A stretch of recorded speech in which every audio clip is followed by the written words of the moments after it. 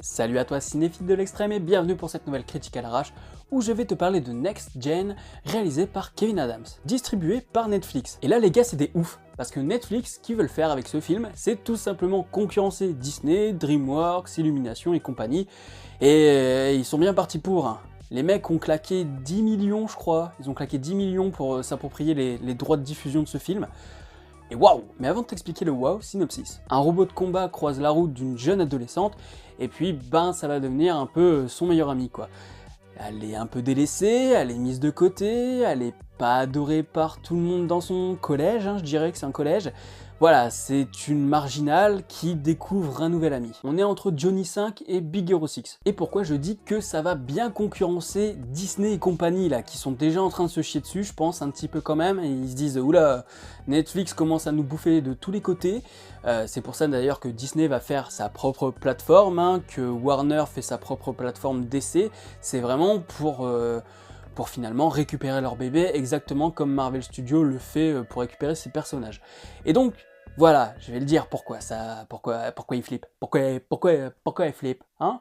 Eh bien tout simplement parce que d'un point de vue visuel, ce film est une pépite de malade, hein, c'est waouh. D'habitude, les gens qui font ce genre de choses, hein, au niveau animation, au niveau de texture et compagnie, c'est Pixar. Hein.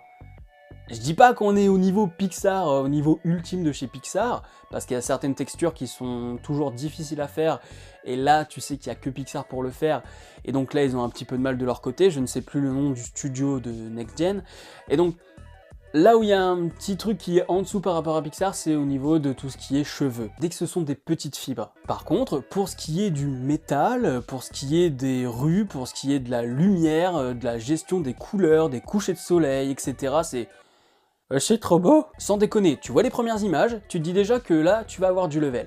Alors, certes, au niveau visuel, c'est extraordinaire, c'est incroyable de te dire que Netflix arrive à miser sur ces films. Ah, les 10 millions, ils valaient le coup, hein. Là, je pense vraiment qu'avec ce film, Netflix va entrer dans une ère nouvelle qui va pouvoir concurrencer au niveau de l'animation. Parce que pour l'instant, au niveau animation, ce qu'ils faisaient, par exemple au niveau des séries animées, hein, le bus magique, putain, Spirit et autres adaptations de films en série animée qui est complètement dégueulasse, là, voilà, ça c'est poubelle. Par contre, avec ce film, Netflix est en train de dire, il débarque, il ouvre la porte du saloon, là, et puis il dit « Hey Disney, hey DreamWorks, hey, je t'ai niqué ta mère !» C'est exactement ça, quoi. Animation, texture, mise en scène, déplacement de caméra, gestion des couleurs et compagnie, c'est nickel, voilà, il n'y a rien à dire. Mais le scénario n'est pas parfait. Je vais commencer par une chose qui est très intéressante, c'est la question du souvenir. La question du souvenir au cinéma, c'est un truc que j'ai quand même pas mal étudié en cours avec Géraldine Sfez, voilà, c'est un truc qui allait beaucoup travailler. Et donc voilà, des Chris Marker et compagnie, si t'as pas vu La Jetée de Chris Marker, il faut que tu la vois. Si t'as kiffé l'Armée des 12 singes, bah tu te rendras compte que Terry Gilliam, sans le savoir d'après la légende, eh bien il a repompé La Jetée, voilà tout simplement. En fait, l'Armée des 12 singes c'est la version longue de La Jetée. Donc dans ce film il y a la question du souvenir qui revient fréquemment, de la mémoire, etc. Et j'ai trouvé que c'était vraiment bien exploité, qu'il y avait des choses très intéressantes qui donnaient de l'humanité aux robots. Alors pareil, comme je parle d'humanité, les lois de la robotique de Asimov, t'oublies, hein.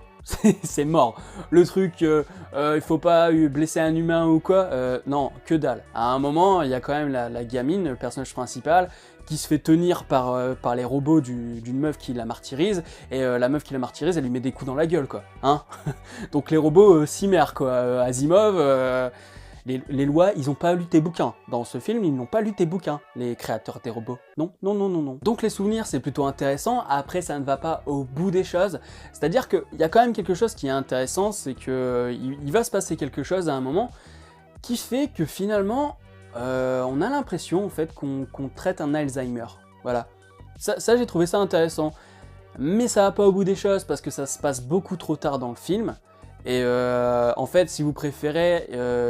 le problème du robot, c'est que il lui manque une mémoire externe. Il lui manque son disque dur externe, ce qui fait qu'il n'a pas beaucoup de mémoire. Et pour se maintenir en veille, ou en tout cas, pour ne pas s'éteindre automatiquement et se réinitialiser automatiquement, il doit supprimer des souvenirs. Et donc du coup, ça le fait chier parce qu'il doit retirer quelques souvenirs. Mais c'est bien de l'avoir mis en place, mais c'est dommage de ne pas l'avoir plus exploité. C'est-à-dire par exemple, parfois il va retirer des souvenirs, et bien le lendemain ou le surlendemain, on ne voit pas l'impact que ça a sur sa relation avec la gamine. Ça, j'ai trouvé que c'était plutôt dommage. Il n'y a qu'à vers la fin du film où tu te dis ok, là c'est intéressant, mais c'est la fin du film, donc c'est un peu trop tard. J'aurais voulu peut-être voir le cheminement, voilà, de cet Alzheimer robotique finalement. J'aurais voulu voir l'évolution de cette chose, mais c'est cool, ça reste cool quand même de l'avoir exploité, mais ça va pas au bout. Et d'un autre côté, bon, ça reste la marginale habituelle, hein, le stéréotype de la marginale. C'est aussi du scénario qu'on connaît, hein, qu'on a déjà vu. C'est un scénario qui est plutôt fait pour les enfants. Les enfants qui ne sont pas habitués au cinéma, voilà, qui ne sont pas habitués, qui n'ont pas le sens critique étayé pour se dire « Merde, j'en ai marre de voir toujours la même chose ». Voilà. C'est un scénario des plus basiques, hein. Tu sens que tout est fait pour que tu comprennes où on va et comment ça va se finir. Mais comme c'est beau visuellement, on s'en fout. Et j'ai encore un tout petit bémol, c'est juste au niveau de la VF, il y a une voix qui ne va pas, c'est celle du docteur. C'est-à-dire que c'est un vieux docteur, et sa voix ressemble beaucoup à celle de Great Teacher Onizuka. J'ai vérifié au niveau des doublages, mais apparemment c'est pas celui qui double Great Teacher Onizuka. Du coup, il a une voix plutôt jeune, alors que c'est un petit gros de plus de 60 piges.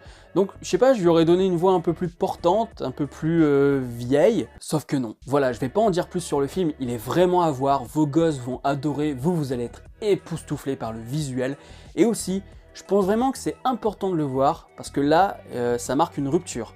Ça a vraiment marqué une rupture, un changement de ton au niveau de Netflix, sur la concurrence que ça va engendrer avec les studios d'animation. Parce que là, c'est que de la distribution. Mais si le film cartonne, Netflix pourrait bien aller jusqu'à produire des films. Alors, c'est pas le même budget, évidemment, mais quand tu me dis qu'ils arrivent à foutre 10 millions pour récupérer des droits, ça les dérangerait pas, à mon avis, de produire par la suite, si le film fonctionne. Donc, je pense vraiment que ce film est à retenir au niveau de l'histoire du cinéma et de la VOD. Bref, la note que j'ai donnée sur Watch, c'est très bon. Très bon parce que, certes, l'animation est grandiose, c'est époustouflant, j'étais comme un ouf, et j'étais quasiment en train de m'endormir, et je luttais pour ne pas m'endormir tellement le film était beau et que j'avais pas envie de le regarder en 2 parties, quoi.